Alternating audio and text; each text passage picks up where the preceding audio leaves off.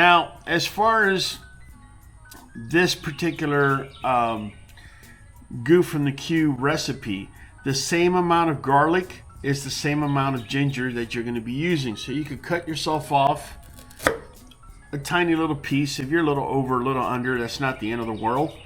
And we're also going to go ahead and chop that into little pieces. Right? Now, Goo from the Q is something we came up with, which is nothing more than a super anti-inflammatory. You could call it sauce, you could call it goo, you could call it whatever you want to call it. But what it is coconut oil along with turmeric and pepper. And I'm going to get into why it is that we use pepper with turmeric, along with ginger and garlic. Okay, I already explained to you what garlic does. Ginger also has antibacterial and antifungal properties. Ginger, believe it or not, is a stronger anti-inflammatory than garlic will ever be as far as for dogs. Now, as far as the garlic, you got to let it sit for 10 to 15 minutes. This way, air can react with allanase, turn allan, which isn't good for dogs, into allicin, which is actually very beneficial. It's a strong anti-inflammatory, and it has all the properties we spoke about. So over here, I have 3 pounds of ground turkey. So for that, what we're going to be needing is going to be a 1/4 cup of the goo that we're going to be making. So we're going to need roughly a 1/4 cup of coconut oil. Pretty much eyeballing it. Just in case you didn't know, coconut oil also has antibacterial, antifungal, and anti-inflammatory properties. If you notice, every single ingredient that we're going to be using here has these properties within them, for the exception of the black peppers. And I'll get to that here in a second. Now, before I get to the black pepper, I do want to let you know it is really important what you do topically, meaning on the outside of the dog. Unfortunately, we get reached to too many times, people saying the veterinarian is either sending a shampoo or sending an anti-inflammatory, which is in the form of a steroid or whatever, and they're either not following up on the inside or the outside. I'm going to tell you guys right now, steroids increase blood sugar, which in the long run could actually make your situation worse. As far as us, we handle everything here naturally. Now, the one thing about doing things naturally is if it gets out of hand, more likely than not, what I'm showing you is not going to fix. However, if you use it as daily maintenance, this stuff is not only very powerful, but it has been proven time and time again to work amazingly. I'm talking about the garlic. After 21 days, it builds up in your dog system. Fleas and ticks are no longer going to want to jump on your dog. In addition to that, we do things like a baking soda bath. We also do other things if need be, like a chlorhexidine bath. I'm going to be leaving the thumbnails on the screen so you can see what they look like. I'll also be leaving a link to them at the end of the video if you want to watch them, so you can put it together with what we're doing here. Again, guys, this is too easy of a recipe. The next thing we're actually going to be doing, and now I got my spoon all full of coconut oil here, but we're going to add some turmeric to this, right? Better yet, over here.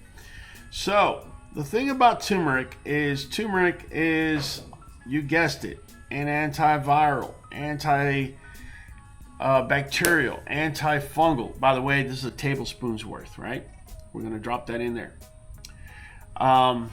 Antifungal, antibacterial, antiviral, just about everything. The thing about turmeric is it has to be absorbed in good amount in order for it to work. The bad thing about turmeric is if you were to just take it without adding it to some sort of fat, it's not going to make it through the stomach, and therefore it's not going to be absorbed as well. This is such a powerful recipe. For those of you that have dogs that have a yeast infection, keep in mind, sugar is what feeds yeast. There is no sugar in this particular recipe. As you can see, we have our goo in there. We're just going to add the turkey on there, some water so it doesn't burn in the bottom, and then we're going to go ahead and run it on stew. I went ahead and added 2 cups of water, and we're literally just going to throw our turkey in there. Literally throwing our turkey up in there. We're then going to go right ahead, put this here. We're going to go ahead and close our top, and we're going to run it on beef stew. Fresh cilantro, cooked cilantro, I don't care how you want to give it. It is so good and effective. I will say, however, fresh cilantro, anything fresh, is going to be better than cooked. You may have a dog that's finicky, might not want to eat it raw. That's fine. You know, at which time you may cook it. I've had recipes where I have cooked cilantro. If you have done those recipes, feel free to do raw cilantro if you got to. It's definitely that much better. Alright, so we're going to go ahead and drop that in there.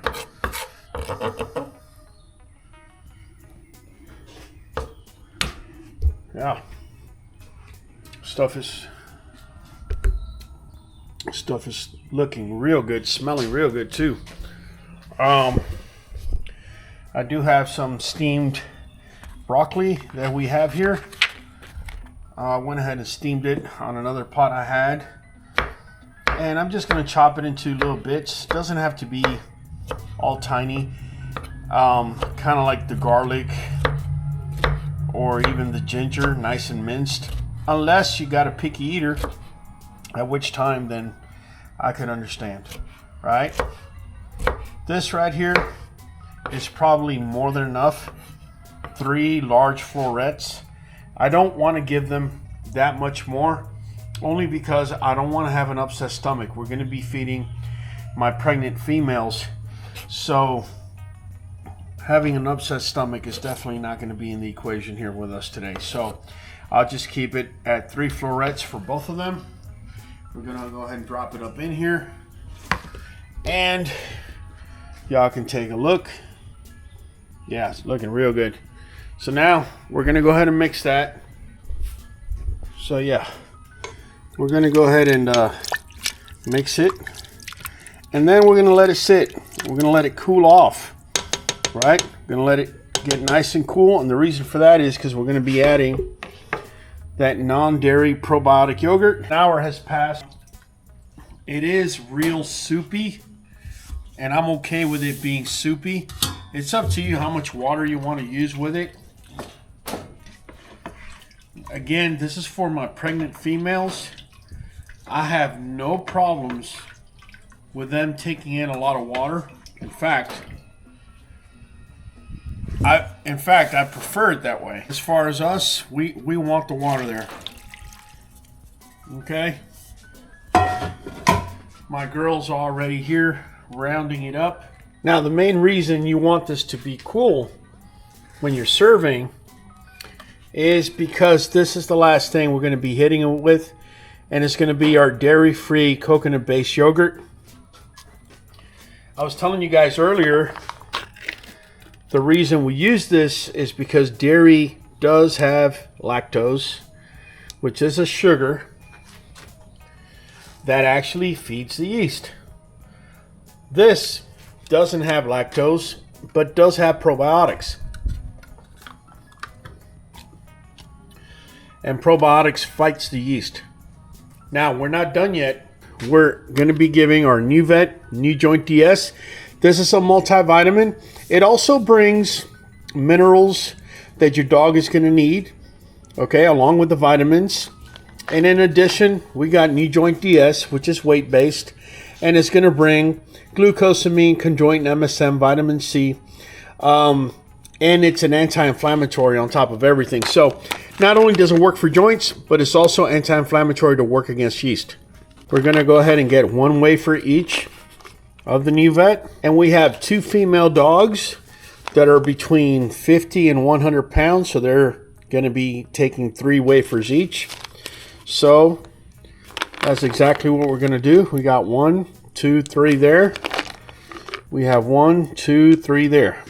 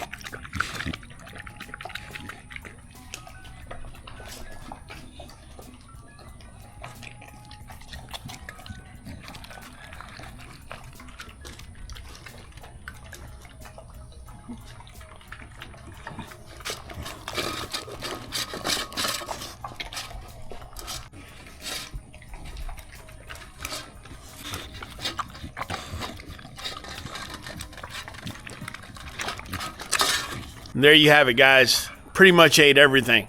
For the next video, we're going to be answering questions again that you guys may be dropping. Also, we go live every Monday at 8 p. CST. That's Central Standard Time. We answer all member questions. You can become a member for as little as $5 a month. It's been Raul from the Q. I'll be catching you on this next video.